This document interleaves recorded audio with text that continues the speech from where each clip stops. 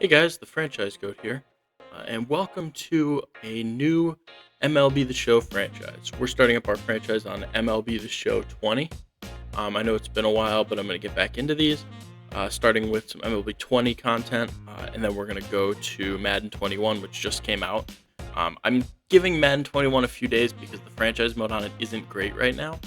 It's a little buggy. But yeah, let's jump right into MLB 20. We're going to start new, and I'm going to use these saved rosters that I like. They're perfectly updated for the trade deadline. And then as far as teams, we're going to take a team that actually has been overperforming this year during the season, but is definitely in a rebuilding phase, and that is the Baltimore Orioles. So we are going to jump right in. We're going to select the Baltimore Orioles. GM contracts we're going to turn off. I'm not sure how many years I'm going to have this go, but it's going to be a little while. We're going to leave everything else correct. I'm going to set the DH to auto because that's how I think it'll be next year. But if we do another franchise for this and they announce it differently, then I'll change it. In terms of tasks, we're going to make everything manual. I like to do all of this, so and it's telling me stuff in the top left that I already know, so no need to worry about that. So we're going to start season 1 in spring training.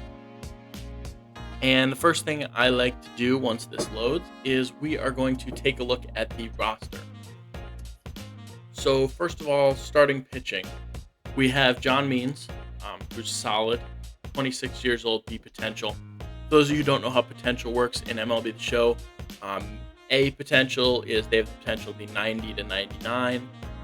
B potential is anywhere in the 80s. C potential is the 70s, and so forth on down. Now, age plays a big part of it. So John Means is already 26, so he's near developed. Whereas a guy like Grayson Rodriguez is only 20, and he has A potential. He's our premier. We have two guys, I think, him and DL Hall, who are going to build our future around. We got to decide if we want Grayson Rodriguez to start the season up in the major leagues or if we want to start him in AAA and maybe call him up. So he's a big part of it. Wade LeBlanc, Asher Wojciechowski, and Alex Cobb are going to be on the trading block. They're older, not very good, don't really fit into what I'm hoping to do with this team. Prospect-wise, we also have DL Hall, who's 21 years old at 65 overall. We are going to use him for sure. He is definitely going to start in the minor leagues. I'm definitely going to start him in the minors. Josh Rogers is a little older, so he probably won't develop great. Drew Rom, is that a draft pick from this year? I actually don't know. I don't know some of the later round guys.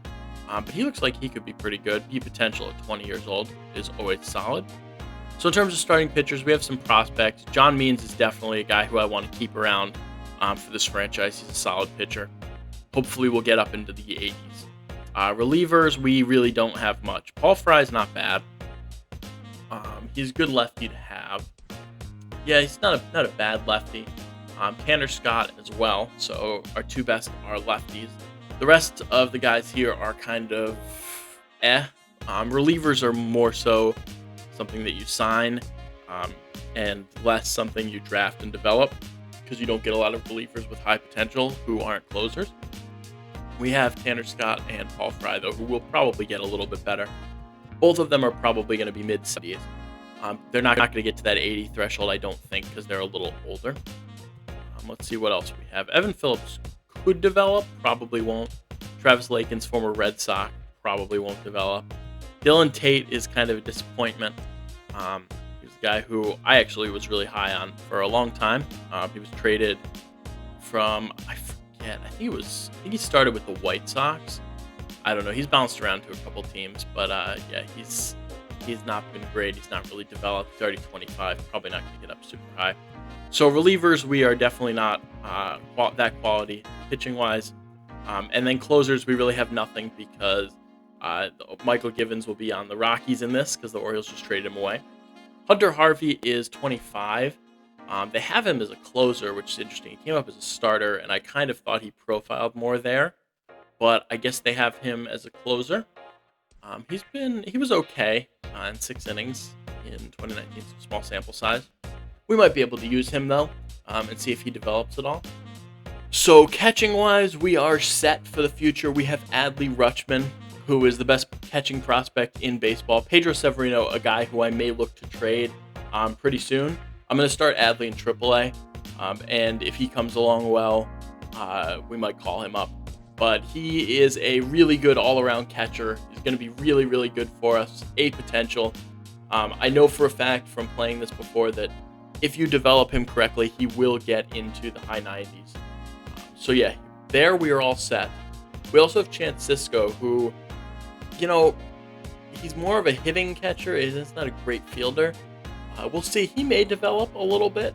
Sometimes when you do these franchises, he does, and sometimes he peaks at 75 overall at 28 years old. So we'll see on Chance Sisco. Maybe a good backup of the future. I'm not really sure with him, though. And we don't really have much else but the two A potential guys here. Rutschman's our future there. Severino can probably get dealt at some point. At first base, we have Renato Nunez, who very well could be our future first baseman. Great hitter. He's 25 years old, B potential. We also have Tyler Nevin, who's a solid prospect there, 22 years old, B potential. So those two guys are probably going to factor into our future. At second base, we have probably the best player on this team in Hanser Alberto. Great contact hitter, 83 overall. Really solid player, actually. He's great against lefties. Having had an amazing season last year, hit 305. He doesn't walk much, as you can see with that 329 on base with a 305 average. But if you're hitting 305, I can live with it. We'll see how he plays. He does have C potential, so he may regress a little bit already. Unfortunately, that's the thing in MLB The Show. But yeah, we'll see what he does. He very well may go into our future as well, though. We also have a couple of lower tier prospects here. Richard Urania is 24. The best one here is probably Adam Hall, who's only 20 years old already to 62. He looks like fast. Yeah, he's really fast from Canada. So he's a guy who we'll see if he develops into anything. Third base, we have Rio Ruiz, another guy who's about 25, 76 overall B potential. He's really our only guy here at third base, but he's a solid player. Again, another guy who I want to see how he develops, and we will, figure out what we want to do with him at third base. If he gets into the mid-80s, he very well may be my third baseman. Good left-handed stick. If not, though, if he doesn't develop great, we may move on from him eventually. Shortstop, we have Jose Iglesias, who is having a heck of a season. I know it doesn't have it here, but his last 2 years have been pretty solid. Great defensively. Really, really solid contact hitter. But he's 30, so we are going to have to move on from him eventually. As you can see, we have a slew of the potential prospects at shortstop. So I think we'll give some of these guys a chance. Shortstop is a position where I would look to get better. I like Caden Griner, 22 years old, B potential. Also Jordan Westbrook, solid. Gunnar Henderson, also 1860 overall. As you look through these, you see some guys like Pat Valleca, 69 overall.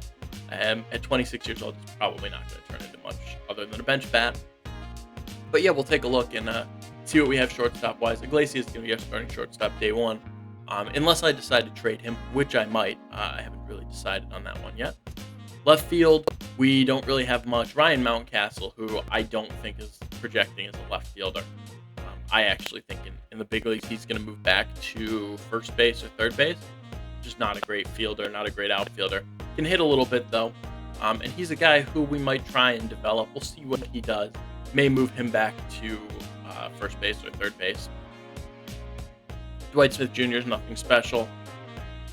And as you can see in left field, we don't really have much other than Mountcastle, who I don't think profiles as a future outfielder.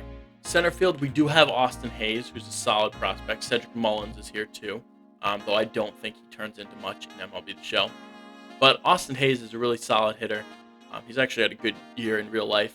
And I definitely think he's a guy who we want to keep. Maybe not as a center fielder. His fielding's not great.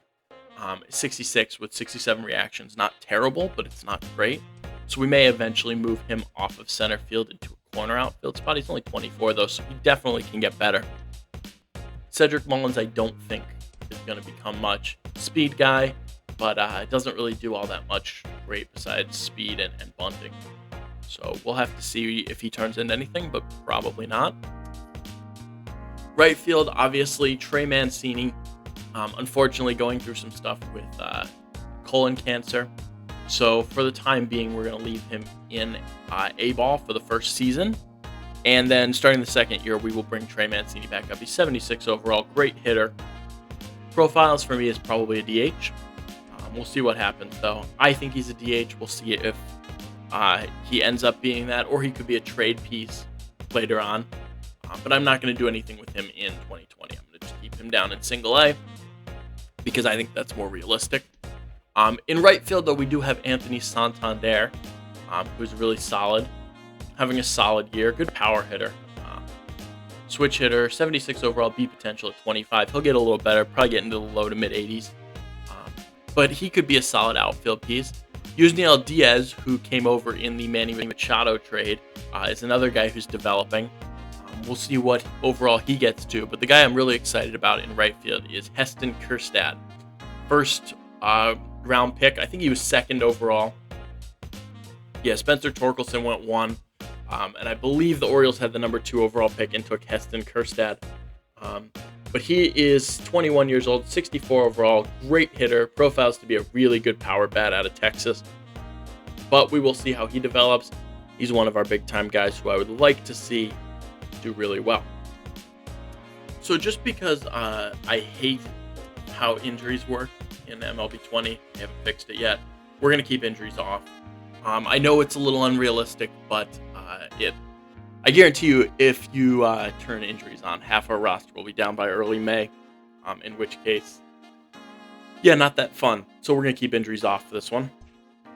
All right, so the last thing I'm going to do is I'm going to update our trade block real quick, just before we get into actually playing, which we won't do in this episode. For episode 2, we're going to play spring training, and we're just going to do some like situational moments.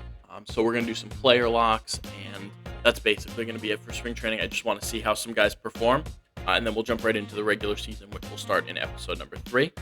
I may make a trade or two here, but I'm going to update my trading block before we go in. Jose Iglesias, definitely a guy on there. Pedro Severino as well. I'm going to put Cobb on there. I'm going to put Wojciechowski. LeBlanc can go up there. And that's pretty much going to be it for now. DJ Stewart, they knocked him down to C potential. He had A potential last year, which I thought was hilarious, and he would get ridiculously good in the game. But not anymore, it seems like. But yeah, I think that's it. We'll put Chris Davis on there just in case anyone wants him. And I would like pitching, and then maybe some outfield help. I'm going to just put it on corner outfielders for now. Actually, we'll put it on the left field and the center field. That's going to be what I'm going to do for now. We will leave it like that.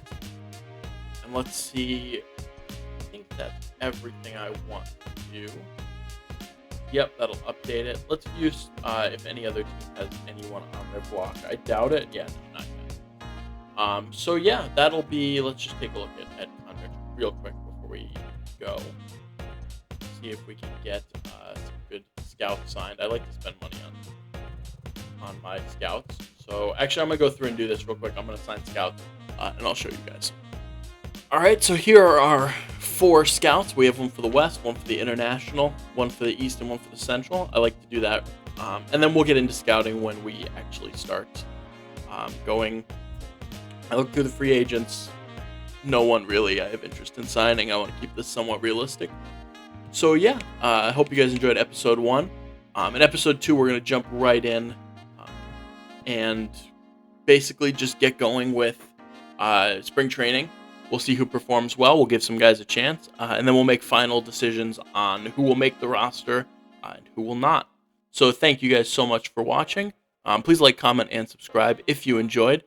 And I will see you guys in episode number 2. Take care.